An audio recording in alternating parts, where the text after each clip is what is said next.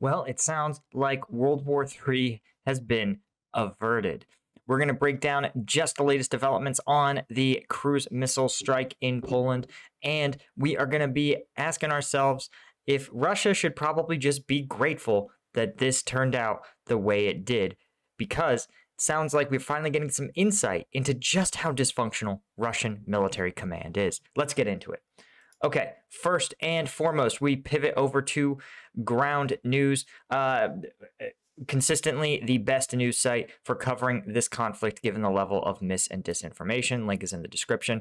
Polish president has come out and said that the missile that killed 2 Polish citizens was most likely Ukrainian air defense.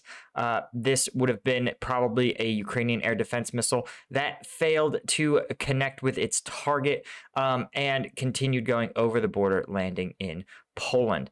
You can see Poland and NATO are consistently saying this was not a Russian attack. Great news for those of you that thought World War III was imminent. And you can see this is covered across the political spectrum. Literally everybody, including InfoWars, who doesn't even really report factual information at all the way over to CNN, who, okay, they're not InfoWars, but everybody in between is agreeing this, because this is also evidence that you should see that no one wants to actually see this war escalate, right? This is being heralded widely by, again, NATO, Poland, U.S. officials. Everyone wants to say what I told you guys 12 hours ago, that this was just probably an accident. And while it's true, it was Russian made, it was launched from Ukrainian air defenses, who, as sure you guys know, use a lot of captured Russian equipment, and their own military stores use a lot of Russian equipment. And it makes sense because, of course, we need to acknowledge that in the last 24 hours, Russia has launched a massive volley of cruise missiles against Ukrainian infrastructure targets. The current number is around 80 cruise missiles and around a dozen drones. Ukrainian air defenses seem to be getting better and better over time, since now Ukrainian general staff say that of those 80 or so missiles, around 73 were shot down. So a really high success rate, but it still is. Russia is still achieving effects by taking out Ukrainian energy and other infrastructure targets. However, Russia, of course, we know, has only in the hundreds of high precision weapon systems, we think. And so by throwing 80 plus at infrastructure targets, especially with what sounds like around a 90% failure rate, you really realize that these weapons, that Russia is going to have to slow the pace of their missile campaign, unless they can find another source of sort of reliable cruise missiles somewhere. But, of course, we need to talk about the other major developments. And when we look at the Russian attacks in the past 24 hours, we can see that it continues to look really, really disjointed. Remember, we talked about how Bilohorivka, this little salient here, should be a prime Russian target, right? It's surrounded literally on 3 sides by enemies. It's sort of caged in by this river here. It seems almost silly to think that Russia wouldn't use its considerable geographic advantages to take it out. And some days we see them launch a ground assault, and then you have days like today where instead they decide to launch attacks somewhere else, like here, Vesteli. Why? This doesn't make any sense. I mean, I can kind of see wanting to close this salient, this gap here. That might be what they're trying to do, but and reduce the fact that this line here is being attacked on 3 sides by Ukrainian forces. But it still is very confusing to me. We see that, of course, Bakhmut, right, another major operational objective, no one has launched any ground assaults, but the ground assaults continue in Kurdyumivka. Why? We've seen previous days where there's been coordination, where an attack on Bakhmut targets was happened concurrently, or at least on the same day as attacks on Kurdyumivka. Why suddenly have them disconnect those coordinated efforts? Why attack here? These attacks just feel like they're making less and less sense.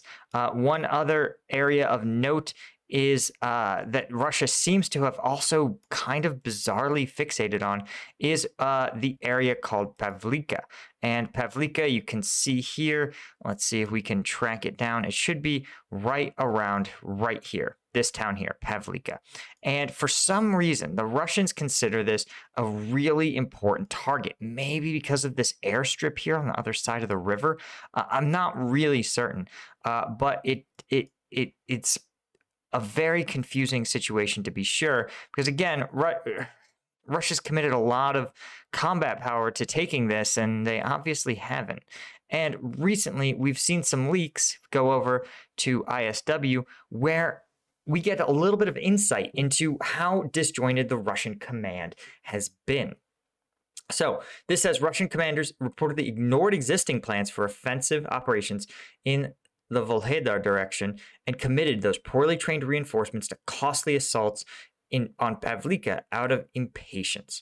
And to give you guys a check on the map, you can see here, right? Here's Volhedar, right? Russia controls Mykolaiv, and it would not be that hard to push into this Volhedar. And instead, they continued to throw conscripts into Pavlika. And if you've ever done, let's say, even basic martial arts, you will know that oftentimes you strengthen the direction that you push an enemy, they strengthen in that direction. If I try to shove you backwards, you're going to brace yourself and lean forwards, right? You're going to strengthen yourself in the direction where the attacks are coming from. And so it can be a very effective strategy to create a feint, right? To lock the enemy into defending somewhere, let's say Pavlivka, and then attack a different target, this Volhedar. And you see how seizing Volhedar would naturally make it very easy to seize and hold Pavlika, right? You would control two of the major roadways into the city. You would be able to literally flank them from either direction. It would really, if your goal is to take Pavlika, seizing Volhedar would be a tremendous game changer. I mean, literally, they're so close together that actually Volhedar will be in probably mortar range and maybe even some crew-served weapons range of buildings in Pavlika. That's how close these are together. So this is a very decent strategy for seizing this area. Why was Russia unable to execute it then? Well, the DNR commander, who bear in mind is sort of separate from the Ministry of Defense, said that Russian forces initially planned attack in the Volhedar area from two directions, probably what I just described there, but that he and other commanders realized that the poor training of reinforcements and their inability to contact their brigade commanders made such plans impossible. Khodorkovsky claimed that brigade commanders changed the plan completely and committed all Russian forces in the area to attack Pavlika. ISW said Russian forces prematurely impaled, it's probably the right word, an insufficient concentration of mobilized personnel on offensive pushes aimed at Pavlika, leading to extensive losses, particularly at the 155th Naval Brigade of the Pacific Fleet. Russia's military officials likely abandoned these plans and committed poorly trained reinforcements due to a politically driven urgency to restart the Donetsk campaign before the Russian withdrawal from Kherson. This is, of course, all perfectly on par with what we've seen, and it makes perfect sense, right? We probably would want to see them attack Volhedar.